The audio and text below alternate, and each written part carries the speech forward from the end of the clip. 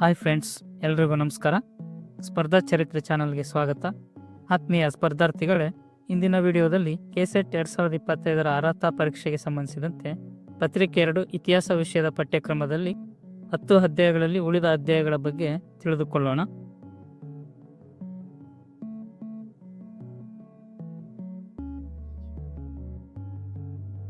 Okay ಸ್ನೇಹಿತರೆ, ಯಾರೆಲ್ಲ ಭಾಗ 1 ನೋಡಿಲ್ಲ ಮೊದಲು ಅದನ್ನು ನೋಡಿ ನಂತರ ಈ ವಿಡಿಯೋವನ್ನು ನೋಡಿ. ಓಕೆ, ಇತಿಹಾಸ ಪಠ್ಯಕ್ರಮದ 6ನೇ ಅಧ್ಯಾಯದಲ್ಲಿ ಏನೆಲ್ಲ ಅಂಶಗಳು ಬರುತ್ತೆ ಎಂದು ನೋಡ್ತಾ ಹೋಗೋಣ. ಓಕೆ ಸ್ನೇಹಿತರೆ, ಇಲ್ಲಿ ಅಧ್ಯಾಯ 6ರಲ್ಲಿ ಸಮಾಜ ಮತ್ತು ಸಂಸ್ಕೃತಿಯ ಬಗ್ಗೆ ನೋಡ್ತಾ ಹೋಗೋಣ. ಇದರಲ್ಲಿ ಸಾಮಾಜಿಕ ಸಂಸ್ಥೆ ಮತ್ತು ಸಾಮಾಜಿಕ ರಚನೆ, ಇಲ್ಲಿ ಬರ್ತಕ್ಕಂಥ ಸೂಫಿಗಳು, ಅವರ ಆದೇಶಗಳು, ನಂಬಿಕೆಗಳು ಮತ್ತು ಆಚರಣೆಗಳು ಹಾಗೂ ನಾಯಕರು, ಸೂಫಿ ಸಂತರು. ಈ ಅಂಶಗಳನ್ನು ನಾವು ನೋಡಬೇಕು. ಹಾಗೆ ಸಾಮಾಜಿಕ ಹೊಂದಾಣಿಕೆ, ನಂತರ ಭಕ್ತಿ ಚಳವಳಿ ಬರ್ತಕ್ಕಂಥ ಶೈವ ಪಂಥ, ವೈಷ್ಣವ ಪಂಥ, ಶಕ್ತಿ ಪಂಥ. ಇವೆಲ್ಲವನ್ನು ನಾವು ನೋಡ್ಕೊಳ್ತಾ ಹೋಗ್ಬೇಕು. ನಂತರ ಮಧ್ಯಕಾಲೀನ ಅವಧಿಯ ಸಂತರು ಉತ್ತರ ಭಾರತ ಮತ್ತು ದಕ್ಷಿಣ ಭಾರತದ ಮೇಲೆ, ಅಂದರೆ ಉತ್ತರ ಭಾರತದ ಭಾಗದಲ್ಲೂ ಮತ್ತು ದಕ್ಷಿಣ ಭಾರತದ ಭಾಗದಲ್ಲೂ ಅವರ ಸಾಮಾಜಿಕ ಮತ್ತು ರಾಜಕೀಯದ ಮೇಲೆ ಬೀರ್ತಕ್ಕಂಥ ಪ್ರಭಾವ. ಇದನ್ನು ನೋಡ್ತಾ ಹೋಗ್ಬೇಕು. ಮಧ್ಯಕಾಲೀನ ಭಾರತದ ಮಹಿಳಾ ಸಂತರು ಮತ್ತು ಅವರ ಧಾರ್ಮಿಕ ಜೀವನ, ಇದೆಲ್ಲವನ್ನು ನೋಡಬೇಕು. ಸಿಖ್ ಚಳವಳಿ, ಗುರು ನಾನಕ್ ದೇವ್ ಅವರ ಬೋಧನೆಗಳು ಮತ್ತು ಅಭ್ಯಾಸಗಳು, ಆದಿಗ್ರಂಥ ಮತ್ತು ಖಾಲ್ಸಾ. ಇದೆಲ್ಲವನ್ನ ನೋಡ್ಕೊಳ್ತಾ ಹೋಗ್ಬೇಕು. ಹಾಗೆ ಸಾಮಾಜಿಕ ವರ್ಗೀಕರಣದಲ್ಲಿ ಆಡಳಿತ ವರ್ಗ, ಪ್ರಮುಖ ಧಾರ್ಮಿಕ ಗುಂಪುಗಳು, ಉಲೇಮರು, ವ್ಯಾಪಾರಸ್ಥ ಮತ್ತು ವೃತ್ತಿಪರ ವರ್ಗಗಳು. ನಂತರ ರಜಪೂತ ಸಮಾಜ ಮತ್ತು ಗ್ರಾಮೀಣ ಸಮಾಜ, ಇದರಲ್ಲಿ ಸಣ್ಣ ಪುಟ್ಟ ಮುಖಂಡರು, ಗ್ರಾಮ ಅಧಿಕಾರಿಗಳು, ಸಾಗುವಳಿದಾರರು ಮತ್ತು ಸಾಗುವಳಿ ಮಾಡದವರು, ಕುಶಲಕರ್ಮಿಗಳು. ಇನ್ನು ಮಹಿಳೆಯರ ಸ್ಥಾನವನ್ನು ನೋಡೋದಾದರೆ ಜನಾನ ವ್ಯವಸ್ಥೆ, ದೇವದಾಸಿ ಪದ್ಧತಿ. ಹಾಗೆ ಶಿಕ್ಷಣದ ಅಭಿವೃದ್ಧಿ, ಶಿಕ್ಷಣ ಮತ್ತು ಪಠ್ಯಕ್ರಮದ ಕೇಂದ್ರಗಳು, ಉದಾಹರಣೆಗೆ ಮದರಸ ಶಿಕ್ಷಣ. ನಂತರ ಲಲಿತ ಕಲೆಗಳಲ್ಲಿ ಚಿತ್ರಕಲೆಯ ಪ್ರಮುಖ ಶಾಲೆಗಳಾದಂಥ ಮೊಘಲ್, ರಾಜಸ್ಥಾನಿ, ಪಹಾರಿ, ಗರ್ವಾಲಿ ಮತ್ತು ಸಂಗೀತದ ಅಭಿವೃದ್ಧಿ. ಇನ್ನು ಕಲೆ ಮತ್ತು ವಾಸ್ತುಶಿಲ್ಪದಲ್ಲಿ ಇಂಡೋ ಇಸ್ಲಾಮಿಕ್ ವಾಸ್ತುಶಿಲ್ಪ, ಮೊಘಲ್ ವಾಸ್ತುಶಿಲ್ಪ ಹಾಗೂ ಪ್ರಾದೇಶಿಕ ಶೈಲಿಗಳು. ಹಾಗೆಯೇ ಇಂಡೋ ಅರೇಬಿಕ್ ವಾಸ್ತುಶಿಲ್ಪದಲ್ಲಿ ಮೊಘಲ್ ಉದ್ಯಾನವನಗಳು, ಮರಾಠರ ಕೋಟೆಗಳು, ಪುಣ್ಯಕ್ಷೇತ್ರಗಳು ಮತ್ತು ದೇವಾಲಯಗಳು. ಇವೆಲ್ಲವನ್ನು ನಾವು ನೋಡ್ಕೋಬೇಕಾಗುತ್ತೆ. ಅಧ್ಯಾಯ 7ರಲ್ಲಿ ಆಧುನಿಕ ಭಾರತದ ಇತಿಹಾಸ ಪ್ರಾರಂಭವಾಗುತ್ತೆ. ಇದರಲ್ಲಿ ಸಹ ಆಧಾರಗಳು, ಪತ್ರಗಾರ ವಸ್ತುಗಳು, ಜೀವನ ಚರಿತ್ರೆಗಳು ಮತ್ತು ನೆನಪುಗಳು, ಪತ್ರಿಕೆಗಳು, ಮೌಖಿಕ ಸಾಕ್ಷ್ಯಗಳು, ಸೃಜನಶೀಲ ಸಾಹಿತ್ಯ ಮತ್ತು ಚಿತ್ರಕಲೆ, ಸ್ಮಾರಕಗಳು, ನಾಣ್ಯಗಳು, ಇವೆಲ್ಲವನ್ನು ಕೂಡ ನೋಡ್ತಾ ಹೋಗಬೇಕು. ಹಾಗೆಯೇ ಬ್ರಿಟಿಷ್ ಪ್ರಾಬಲ್ಯದ ಬೆಳವಣಿಗೆ 16ರಿಂದ 18ನೇ ಶತಮಾನದಲ್ಲಿ ಭಾರತದಲ್ಲಿ ಯುರೋಪಿಯನ್ ವ್ಯಾಪಾರಿಗಳು, ಇಲ್ಲಿ ಪೋರ್ಚುಗೀಸ್, ಡಚ್, ಫ್ರೆಂಚ್ ಮತ್ತು ಬ್ರಿಟಿಷರು. ಹಾಗೆಯೇ ಭಾರತದಲ್ಲಿ ಇವರ ಬ್ರಿಟಿಷ್ ಪ್ರಭುತ್ವ ಸ್ಥಾಪನೆ ಮತ್ತು ವಿಸ್ತರಣೆ. ಪ್ರಧಾನ ಭಾರತೀಯ ರಾಜ್ಯಗಳೊಂದಿಗೆ ಬ್ರಿಟಿಷ್ ಸಂಬಂಧಗಳು, ಇಲ್ಲಿ ಮುಖ್ಯವಾಗಿ ಬಂಗಾಳ, ಔಧ್, ಹೈದರಾಬಾದ್, ಮೈಸೂರು, ಕರ್ನಾಟಕ ಮತ್ತು ಪಂಜಾಬ್. ಹಾಗೆಯೇ 1857ರ ದಂಗೆ, ಕಾರಣಗಳು ಮತ್ತು ಪರಿಣಾಮಗಳನ್ನು ನೋಡ್ತಾ ಹೋಗಬೇಕು. ಕಂಪನಿ ಮತ್ತು ಬ್ರಿಟಿಷ್ ಪ್ರಭುತ್ವದ ಆಡಳಿತ, ಈಸ್ಟ್ ಇಂಡಿಯಾ ಕಂಪನಿ ಅಡಿಯಲ್ಲಿ ಕೇಂದ್ರ ಮತ್ತು ಪ್ರಾಂತೀಯ ವಿಕಾಸ. ಹಾಗೆ ಪರಮಾಧಿಕಾರ, ನಾಗರಿಕ ಸೇವೆ, ನ್ಯಾಯಾಂಗ, ಪೊಲೀಸ್ ಮತ್ತು ಕಂಪನಿ ಅಡಿಯಲ್ಲಿ ಸೇನೆ. ನಂತರ ಬ್ರಿಟಿಷ್ ಪ್ರಭುತ್ವದ ಅಡಿಯಲ್ಲಿ ರಾಜಪ್ರಭುತ್ವದ ರಾಜ್ಯಗಳಲ್ಲಿ ನೀತಿ ಮತ್ತು ಪರಮಾಧಿಕಾರ. ನಂತರ ಸ್ಥಳೀಯ ಸ್ವಯಂ ಸರ್ಕಾರ, ಸಾಂವಿಧಾನಿಕ ಬದಲಾವಣೆಗಳು, ಅದರಲ್ಲಿ 1909 ಮತ್ತು 1935 ಕಾಯ್ದೆಗಳು, ಇವೆಲ್ಲವನ್ನು ಕೂಡ ನೋಡ್ತಾ ಹೋಗಬೇಕು.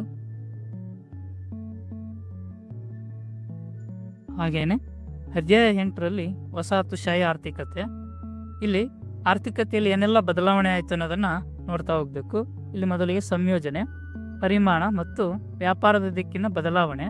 ಹಾಗೆಯೇ ಕೃಷಿ ವಿಸ್ತರಣೆ ಮತ್ತು ವಾಣಿಜ್ಯೀಕರಣ, ಭೂ ಹಕ್ಕುಗಳು, ಭೂಮಿ ವಸಾಹತುಗಳು, ಗ್ರಾಮೀಣ ಋಣಭಾರ, ಭೂರಹಿತ ಕಾರ್ಮಿಕ, ನೀರಾವರಿ ಮತ್ತು ಕಾಲುವೆ ವ್ಯವಸ್ಥೆ, ಹಾಗೂ ಕೈಗಾರಿಕೆಗಳ ಕುಸಿತ, ಕುಶಲಕರ್ಮಿಗಳ ಸಾಮಾಜಿಕ ಆರ್ಥಿಕ ಪರಿಸ್ಥಿತಿ ಬದಲಾವಣೆ, ನಗರೀಕರಣ, ಆರ್ಥಿಕ ಅರಿವು, ವಿಶ್ವ ಯುದ್ಧಗಳು ಮತ್ತು ಆರ್ಥಿಕತೆ.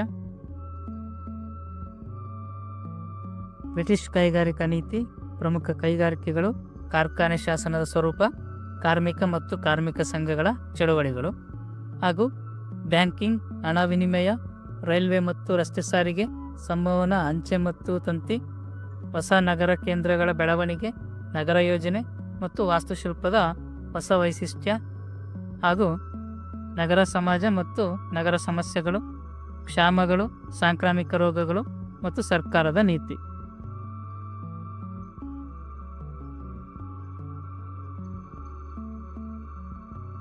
ಹಾಗೆ ಮುಂದುವರಿದು ಬುಡಕಟ್ಟು ಮತ್ತು ರೈತ ಚಳುವಳಿಗಳು, ಪರಿವರ್ತನೆಯಲ್ಲಿರುವ ಭಾರತೀಯ ಸಮಾಜ, ಕ್ರೈಸ್ತ ಧರ್ಮದೊಂದಿಗೆ ಸಂಪರ್ಕ, ಮಿಷನ್ಸ್ ಮತ್ತು ಮಿಷನರಿಗಳು, ಭಾರತೀಯ ಸಾಮಾಜಿಕ ಮತ್ತು ಆರ್ಥಿಕ ಆಚರಣೆಗಳು ಮತ್ತು ಧಾರ್ಮಿಕ ನಂಬಿಕೆಗಳ ವಿಮರ್ಶೆ, ಶೈಕ್ಷಣಿಕ ಮತ್ತು ಇತರ ಚಟುವಟಿಕೆಗಳು, ಹೊಸ ಶಿಕ್ಷಣ, ಸರ್ಕಾರದ ನೀತಿ, ಹಂತಗಳು ಮತ್ತು ವಿಷಯಗಳು, ಆಂಗ್ಲ ಭಾಷೆ, ವಿಜ್ಞಾನ, ತಂತ್ರಜ್ಞಾನ, ಸಾರ್ವಜನಿಕ ಆರೋಗ್ಯ ಮತ್ತು ವೈದ್ಯಕೀಯ ಅಭಿವೃದ್ಧಿ, ಆಧುನಿಕತೆ ಕಡೆಗೆ ಮತ್ತು ಭಾರತೀಯ ಪುನರ್ಜೀವನ, ಸಾಮಾಜಿಕ ಧಾರ್ಮಿಕ ಸುಧಾರಣೆಗಳು, ಮಧ್ಯಮ ವರ್ಗದ ಹೊರಹೊಮ್ಮುವಿಕೆ, ಜಾತಿ ಸಂಘಗಳು ಮತ್ತು ಜಾತಿ ಚಲನಶೀಲತೆ, ಮಹಿಳೆಯರ ಸಮಸ್ಯೆಗಳು, ರಾಷ್ಟ್ರೀಯತಾವಾದಿ ಭಾಷಣ, ಮಹಿಳಾ ಸಂಘಟನೆಗಳು ಮತ್ತು ಮಹಿಳೆಯರಿಗಾಗಿ ಬ್ರಿಟಿಷ್ ಶಾಸನ ಮತ್ತು ಸಾಂವಿಧಾನಿಕ ಸ್ಥಾನಮಾನ.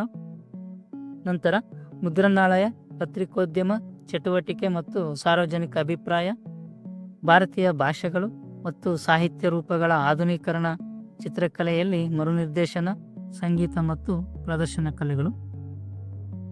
ಆಧುನಿಕ ಭಾರತದಲ್ಲಿ ಮತ್ತೆ ಮುಂದುವರೆದು ಅಧ್ಯಾಯ 9ರಲ್ಲಿ ಭಾರತೀಯ ರಾಷ್ಟ್ರೀಯತೆ ಉದಯ. ಇಲ್ಲಿ ರಾಷ್ಟ್ರೀಯತೆ ಸಾಮಾಜಿಕ ಮತ್ತು ಆರ್ಥಿಕ ಆಧಾರ, ಭಾರತೀಯ ಕಾಂಗ್ರೆಸ್ ಸ್ಥಾಪನೆ, ಭಾರತೀಯ ರಾಷ್ಟ್ರೀಯ ಕಾಂಗ್ರೆಸ್ನ ಸಿದ್ಧಾಂತಗಳು ಮತ್ತು ಕಾರ್ಯಕ್ರಮಗಳು 1885ರಿಂದ 1920 ತನಕ. ನಂತರ ಆರಂಭಿಕ ರಾಷ್ಟ್ರೀಯತಾವಾದಿಗಳು, ಸಮರ್ಥ ರಾಷ್ಟ್ರೀಯತಾವಾದಿಗಳು ಮತ್ತು ಕ್ರಾಂತಿಕಾರಿಗಳು, ಸ್ವದೇಶಿ ಮತ್ತು ಸ್ವರಾಜ್, ಹಾಗೂ ಗಾಂಧಿವಾದಿ ಜನಾಂದೋಲನಗಳು, ಸುಭಾಷ್ ಚಂದ್ರ ಬೋಸ್ ಮತ್ತು INA, ಮಧ್ಯಮ ವರ್ಗದವರ ಪಾತ್ರ, ರಾಷ್ಟ್ರೀಯ ಚಳುವಳಿಯಲ್ಲಿ ಮಹಿಳೆಯರ ಭಾಗವಹಿಸುವಿಕೆ, ಎಡಪಂಥೀಯ ರಾಜಕೀಯ, ಶೋಷಿತ ವರ್ಗ ಚಳುವಳಿ, ಕೋಮು ರಾಜಕೀಯ, ಮುಸ್ಲಿಂ ಲೀಗ್ ಮತ್ತು ಪಾಕಿಸ್ತಾನದ ಹುಟ್ಟು, ಸ್ವಾತಂತ್ರ್ಯ ಮತ್ತು ವಿಭಜನೆ ಕಡೆಗೆ, ಹಾಗೂ ಸ್ವಾತಂತ್ರ್ಯ ನಂತರ ಭಾರತದ ವಿಭಜನೆ ಸವಾಲುಗಳು. ಹಾಗೆ ಮುಂದುವರಿದು ದೇಶೀಯ ಸಂಸ್ಥಾನಗಳ ಏಕೀಕರಣ, ರಾಜ್ಯಗಳು, ಕಾಶ್ಮೀರ, ಹೈದರಾಬಾದ್ ಮತ್ತು ಚುನಾಗಢ, ಡಾಕ್ಟರ್ BR ಅಂಬೇಡ್ಕರ್ ಅವರ ಭಾರತೀಯ ಸಂವಿಧಾನದ ರಚನೆ, ಅದರ ವೈಶಿಷ್ಟ್ಯಗಳು, ಅಧಿಕಾರಶಾಹಿಯ ರಚನೆ, ಹೊಸ ಶಿಕ್ಷಣ ನೀತಿ ಹಾಗೂ ಆರ್ಥಿಕ ನೀತಿಗಳು ಮತ್ತು ಯೋಜನಾ ಪ್ರಕ್ರಿಯೆ, ಅಭಿವೃದ್ಧಿ ಸ್ಥಳಾಂತರ ಮತ್ತು ಬುಡಕಟ್ಟು ಸಮಸ್ಯೆಗಳು. ನಂತರ ಭಾಷಾವಾರು ರಾಜ್ಯಗಳ ಪುನರ್ವಿಂಗಡಣೆ, ಕೇಂದ್ರಗಳು, ರಾಜ್ಯ ಸಂಬಂಧಗಳು, ವಿದೇಶಿ ನೀತಿ ಉಪಕ್ರಮಗಳು, ಪಂಚಶೀಲ, ಭಾರತೀಯ ರಾಜಕೀಯದ ಕ್ರಿಯಾಶೀಲತೆ, ತುರ್ತು ಪರಿಸ್ಥಿತಿ, ಭಾರತೀಯ ಆರ್ಥಿಕತೆಯ ಉದಾರೀಕರಣ, ಖಾಸಗೀಕರಣ ಮತ್ತು ಜಾಗತೀಕರಣ.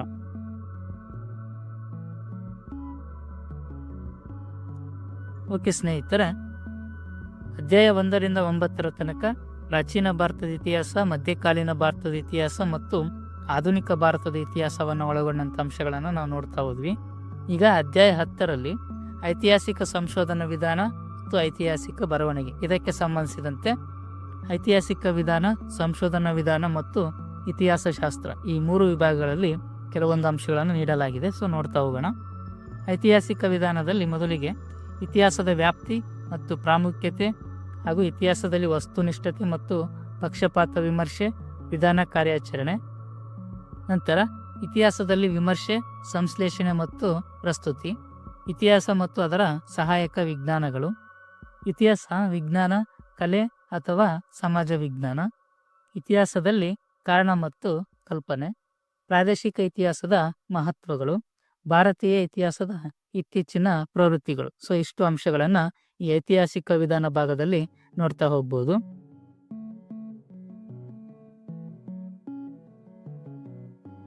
ಹಾಗೆಯೇ ಸಂಶೋಧನಾ ವಿಧಾನ ಭಾಗದಲ್ಲಿ ಇತಿಹಾಸದಲ್ಲಿ ಕಲ್ಪನೆಗಳು, ಪ್ರಸ್ತಾವಿತ ಸಂಶೋಧನೆಯ ಪ್ರದೇಶ, ಆಕರಗಳು, ಮಾಹಿತಿ ಸಂಗ್ರಹಣೆ, ಪ್ರಾಥಮಿಕ ಮತ್ತು ಮಾಧ್ಯಮಿಕ ಮೂಲ ಆಕರಗಳು ಮತ್ತು ಅನುವಾದಿತ ಆಕರಗಳು, ಹಾಗೂ ಐತಿಹಾಸಿಕ ಸಂಶೋಧನೆಯಲ್ಲಿ ಪ್ರವೃತ್ತಿಗಳು, ಇತ್ತೀಚಿನ ಭಾರತೀಯ ಇತಿಹಾಸಶಾಸ್ತ್ರ, ಇತಿಹಾಸದಲ್ಲಿ ವಿಷಯದ ಆಯ್ಕೆ, ಟಿಪ್ಪಣಿಗಳನ್ನು ತೆಗೆದುಕೊಳ್ಳುವುದು, ಉಲ್ಲೇಖಗಳು, ಅಡಿಟಿಪ್ಪಣಿಗಳು ಮತ್ತು ಗ್ರಂಥಸೂಚಿ, ಹಾಗೂ ಪ್ರಬಂಧ ಮತ್ತು ನಿಯೋಜನೆ ಬರವಣಿಗೆ, ಕೃತಿಚೌರ್ಯ, ಬೌದ್ಧಿಕ ಪ್ರಾಮಾಣಿಕತೆ ಮತ್ತು ಇತಿಹಾಸ ಬರವಣಿಗೆ. ಸೊ ಇಷ್ಟೆಲ್ಲ ಅಂಶಗಳನ್ನು ಈ ಸಂಶೋಧನಾ ವಿಧಾನದಲ್ಲಿ ನಾವು ನೋಡ್ತಾ ಹೋಗಬೇಕು. ಹಾಗೆಯೇ ಇತಿಹಾಸಶಾಸ್ತ್ರ ಅಥವಾ ಇತಿಹಾಸ ಬರವಣಿಗೆ. ಸೊ ಇದರಲ್ಲಿ ಬರ್ತಕ್ಕಂಥ ಅಂಶಗಳು ಇತಿಹಾಸ ಬರಹಗಳ ಆರಂಭ ಅಂದರೆ ಗ್ರೀಕ್, ರೋಮನ್ ಮತ್ತು ಚರ್ಚ್, ಹಾಗೂ ಇತಿಹಾಸ ಶಾಸ್ತ್ರ, ನವೋದಯ ಮತ್ತು ಇತಿಹಾಸ ಬರವಣಿಗೆ ಮೇಲೆ ಅದರ ಪ್ರಭಾವ. ಇತಿಹಾಸ ಬರವಣಿಗೆಯಲ್ಲಿ ಬರ್ಲಿನ್ ಕ್ರಾಂತಿ, ವಾನ್ ರಾಂಕೆ, ಇತಿಹಾಸದ ಮಾರ್ಕ್ಸ್ವಾದಿ ತತ್ವಶಾಸ್ತ್ರ, ವೈಜ್ಞಾನಿಕ ವಸ್ತುವಾದ ಮತ್ತು ಇತಿಹಾಸದ ಆವರ್ತಕ ಸಿದ್ಧಾಂತ, ಓಸ್ವಾಲ್ಡ್ ಸ್ಪೆಂಗ್ಲರ್, ಹಾಗೂ ಸವಾಲು ಮತ್ತು ಪ್ರತಿಕ್ರಿಯೆ ಸಿದ್ಧಾಂತ, ಅರ್ನಾಲ್ಡ್ ಜೋಸೆಫ್ ಟಾಯ್ನಬಿ, ಇತಿಹಾಸದಲ್ಲಿ ಆಧುನಿಕೋತ್ತರವಾದ. ಸೊ ಇಷ್ಟೆಲ್ಲ ಅಂಶಗಳು ಈ ಇತಿಹಾಸ ಶಾಸ್ತ್ರದಲ್ಲಿ ನಾವು ಸ್ಟಡಿ ಮಾಡಬೇಕಾಗುತ್ತೆ. ಓಕೆ ಸ್ನೇಹಿತರೆ, ಈ 10 ಅಧ್ಯಾಯಗಳಲ್ಲಿ 1ರಿಂದ 3ರ ತನಕ ಪ್ರಾಚೀನ ಭಾರತದ ಇತಿಹಾಸ, 4ರಿಂದ 6ರ ತನಕ ಮಧ್ಯಕಾಲೀನ ಭಾರತದ ಇತಿಹಾಸ, ಹಾಗೂ 7ರಿಂದ 9ರ ತನಕ ಆಧುನಿಕ ಭಾರತ ಇತಿಹಾಸಕ್ಕೆ ಸಂಬಂಧಿಸಿದಂತೆ ಅಂಶಗಳನ್ನು ನಾವು ನೋಡ್ತಾ ಹೋದ್ವಿ. ಕೊನೆಯದಾಗಿ ಅಧ್ಯಾಯ 10ರಲ್ಲಿ ಐತಿಹಾಸಿಕ ವಿಧಾನ, ಸಂಶೋಧನಾ ವಿಧಾನಶಾಸ್ತ್ರ ಮತ್ತು ಇತಿಹಾಸ ಶಾಸ್ತ್ರಕ್ಕೆ ಸಂಬಂಧಿಸಿದಂಥ ಅಂಶಗಳನ್ನು ನೋಡ್ತಾ ಹೋದ್ವಿ.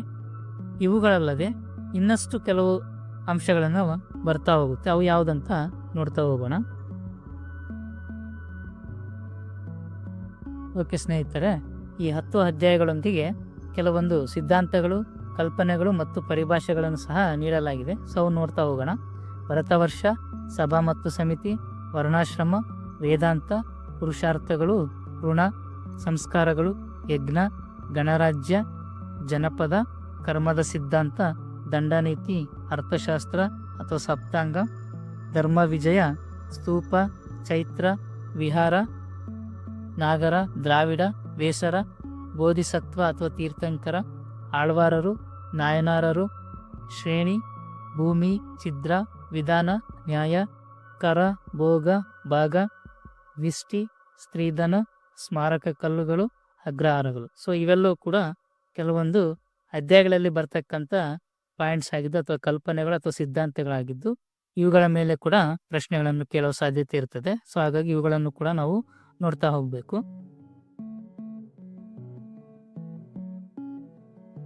ನಂತರ ಖಿಲಾಫತ್, ಸುಲಹಿಕುಲ್, ತುರ್ಕನ್ ಹಿ ಚಾಲ್ಗಾನಿ, ವತನ್, ಬಲೂತ, ತಕ್ಕಾವಿ, ಹಿಕ್ತಾ, ಜಜಿಯಾ, ಜಕಾತ್, ಮದದ್ದಿಮಾಶ್, ಅಮರಂ, ರಾಯರೇಖಾ, ಐನಿ ದಸ್ ಸಲಾಹ, ಪರಗಣ, ಶಹನಾಯಿ ಮಂಡಿ, ಮಹಲ್ವಾರಿ, ಹಿಂದೂ ಸ್ವರಾಜ್, ಜಂಗಮ ಅಥವಾ ದಾಸ, ಮದರಸ, ಮಕ್ತಾಬ್, ಚೌತ್, ಸರ್ದೇಶ್ಮಕ್, ಸರಾಯ್, ಪಾಳೆಗಾರರು, ಜಾಗೀರ್ ಅಥವಾ ಶರಿಯತ್, ದಸ್ತೂರ್. ಸೊ ಇಷ್ಟು ಅಂಶಗಳನ್ನು ಸಹ ನಾವು ನೋಡ್ಕೊಳ್ಬೇಕು. ಹಾಗೆ ಮುಂದುವರಿದು ಮನ್ಸಬ್ ಅಥವಾ ಶ್ರೇಯಾಂಕ, ದೇಶಮುಖ್, ನಾಡು ಅಥವಾ ಹುರ್, ಉಲೇಮ, ಫರ್ಮಾನ್, ವ್ಯಾಪಾರೋದ್ಯಮವಾದ, ಆರ್ಥಿಕ ರಾಷ್ಟ್ರೀಯತೆ, ಭಾರತೀಯ ನವೋದಯ, ಸಂಪತ್ತಿನ ಸೋರಿಕೆ, ವಸಾಹತುಶಾಹಿ, ಪಾರಮತ್ವ, ದ್ವಿಪ್ರಭುತ್ವ, ಒಕ್ಕೂಟವಾದ, ಉಪಯುಕ್ತವಾದ, ಸೋಸುವಿಕೆ ಸಿದ್ಧಾಂತ, ಮುನ್ನಡೆ ನೀತಿ, ದತ್ತು ಮಕ್ಕಳಿಗೆ ಹಕ್ಕಿಲ್ಲ ಸಿದ್ಧಾಂತ, ಸತ್ಯಾಗ್ರಹ, ಸ್ವದೇಶಿ, ಪುನರುಜ್ಜೀವನ, ಕೋಮುವಾದ, ಪೌರತ್ಯವಾದ, ಪೌರತ್ಯ ನಿರಂಕುಶವಾದ. ಸೊ ಇಷ್ಟು ಅಂಶಗಳನ್ನು ನಾವು ನೋಡ್ಕೋಬೇಕು. ಓಕೆ ಸ್ನೇಹಿತರೆ, ಹಾಗೆಯೇ ಕೈಗಾರಿಕಾ ನಾಶ, ಸಹಾಯಕ ಸೈನ್ಯ ಪದ್ಧತಿ, ಸುವಾರ್ಥ ಬೋಧನೆ, ಭೂದಾನ, ಪಂಚಶೀಲ, ಮಿಶ್ರ ಆರ್ಥಿಕತೆ, ಸಮಾಜವಾದ, ಹಿಂದೂ ಸಂಹಿತೆ ಮಸೂದೆ, ಐತಿಹಾಸಿಕ ವಿಧಾನಗಳು, ಕೃತಿಚೌರ್ಯ, ಇತಿಹಾಸ ಬರವಣಿಗೆಯಲ್ಲಿ ನೈತಿಕತೆ. ಸೊ ಇಷ್ಟೆಲ್ಲ ಕಾನ್ಸೆಪ್ಟನ್ನು ನಾವು ನೋಡ್ಕೋಬೇಕಾಗುತ್ತೆ. ಓಕೆ ಸ್ನೇಹಿತರೆ, ಒಟ್ಟಾರೆಯಾಗಿ ಪರೀಕ್ಷೆಯ ಉದ್ದೇಶ ಮತ್ತು ಸಾಮರ್ಥ್ಯವನ್ನು ನೋಡೋದಾದರೆ, ಇತಿಹಾಸ ಪತ್ರಿಕೆಯು ಭಾರತೀಯ ಇತಿಹಾಸ, ಪೂರ್ವ ಇತಿಹಾಸ, ಪ್ರಾಚೀನ ಕಾಲ, ಮಧ್ಯಕಾಲೀನ ಭಾರತದ ಇತಿಹಾಸ ಮತ್ತು ಆಧುನಿಕ ಭಾರತ ಸೇರಿದಂತೆ ರಾಷ್ಟ್ರೀಯ ಚಳುವಳಿ ಮತ್ತು ಸ್ವಾತಂತ್ರ್ಯ ಹಂತಗಳ ಎಲ್ಲ ಅಂಶಗಳನ್ನು ಒಳಗೊಂಡಿದೆ. ಇದು ಐತಿಹಾಸಿಕ ವಿಧಾನ, ಸಂಶೋಧನಾ ವಿಧಾನ ಮತ್ತು ಇತಿಹಾಸ ಶಾಸ್ತ್ರವನ್ನು ಸಹ ಒಳಗೊಂಡಿದೆ. ಹಾಗೂ ಭಾರತೀಯ ಇತಿಹಾಸದ ವಿಷಯ ಮತ್ತು ಗಡಿಗಳು ವಿಶಾಲ ಮತ್ತು ಸಮಗ್ರವಾಗಿರುವುದರಿಂದ ಇದನ್ನು ವ್ಯವಸ್ಥಿತವಾಗಿ ವಿಶ್ಲೇಷಿಸಲಾಗಿದೆ ಮತ್ತು 10 ಘಟಕಗಳಾಗಿ ಸಂಯೋಜಿಸಲಾಗಿದೆ.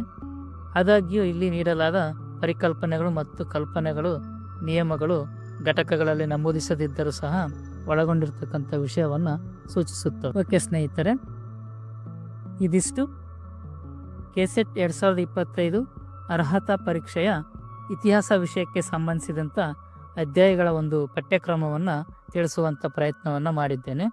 ಮುಂದಿನ ವಿಡಿಯೋದಲ್ಲಿ ಮತ್ತೊಂದು ವಿಷಯವನ್ನು ತಿಳಿಸುವ ಪ್ರಯತ್ನವನ್ನು ಮಾಡುತ್ತೇನೆ. ಧನ್ಯವಾದಗಳು.